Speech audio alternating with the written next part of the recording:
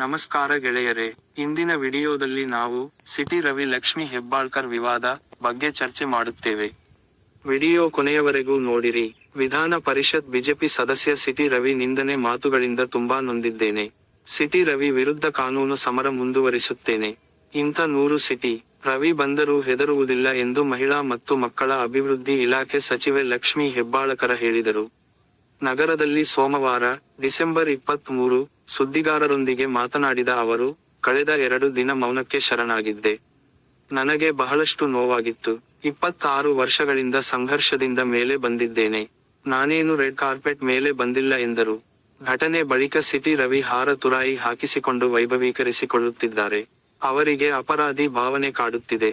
ನಾನು ಮತ್ತೆ ಸಭಾಪತಿಯವರಿಗೆ ದೂರು ಕೊಡುತ್ತೇನೆ. ಸಿಟಿ ರವಿ ವಿರುದ್ಧ ಹೋರಾಟ ಮುಂದುವರಿಸುವೆ.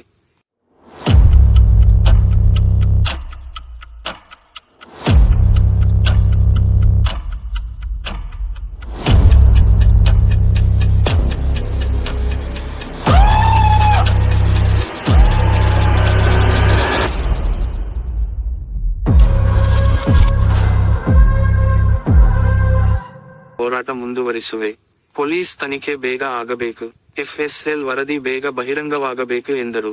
ಇಂತಹ ಸಂದರ್ಭದಲ್ಲೂ ಬಿಜೆಪಿಯವರು ಸಿಟಿ ರವಿ ಬೆನ್ನಿಗೆ ನಿಂತಿದ್ದಾರೆ. ಸಿಟಿ ರವಿ ಅವರಿಗೆ ಗಾಯ ಏನಾಗಿದೆ? ಎಷ್ಟಾಗಿದೆ ಗಾಯ? ಪೊಲೀಸರು ಎನ್ಕೌಂಟರ್ ಮಾಡುತ್ತಿದ್ದರು ಎನ್ನುವವರಿಗೆ ನಾಚಿಕೆಯಾಗಲ್ವಾ? ಇಡೀ ಕರ್ನಾಟಕದ ಜನತೆ ನಿಮಗೆ ಛೀಮಾರಿ ಹಾಕುತ್ತಿದ್ದಾರೆ. ಕಾನೂನು ಪ್ರಕಾರ ಪೊಲೀಸರು ಏನು ಮಾಡಬೇಕು ಅದನ್ನು ಮಾಡಿದ್ದಾರೆ. ಪ್ರಕರಣದ ದಾರಿ ತಪ್ಪಿಸುವ ಕೆಲಸವನ್ನು ಬಿಜೆಪಿಯವರು ಮಾಡುತ್ತಿದ್ದಾರೆ. ಸಿಟಿ ರವಿ ವಿರುದ್ಧ ಪ್ರಧಾನಿ, ರಾಷ್ಟ್ರಪತಿಗೂ ಪತ್ರ ಬರೆಯುತ್ತೇನೆ. ಸಾಧ್ಯವಾದರೆ ಭೇಟಿಯಾಗುತ್ತೇನೆ ಎಂದು ಸಚಿವೆ ಲಕ್ಷ್ಮಿ ಹೆಬ್ಬಾಳ್ಕರ್ ಹೇಳಿದರು. ಸಿಟಿ ರವಿ ಆಡಿದ ಮಾತಿರುವ ವಿಡಿಯೋ ರಿಲೀಸ್ ಮಾಡಿದರು.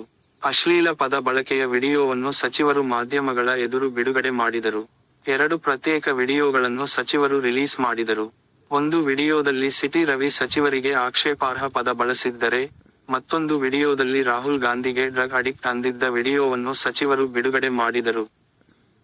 ಈ ಚಾನೆಲ್ನಲ್ಲಿ ಹೊಸದಾಗಿ ಇದ್ದರೆ ದಯವಿಟ್ಟು ಸಬ್ಸ್ಕ್ರೈಬ್ ಮಾಡಿ ಮತ್ತು ನಮ್ಮ ಹೊಸ ಅಪ್ಡೇಟ್ಗಳಿಗಾಗಿ ಬೆಲ್ ಐಕಾನ್ ಒತ್ತಿರಿ. ಈ ವಿಡಿಯೋ ನಿಮಗೆ ಇಷ್ಟವಾದರೆ ಲೈಕ್ ಮಾಡಿ.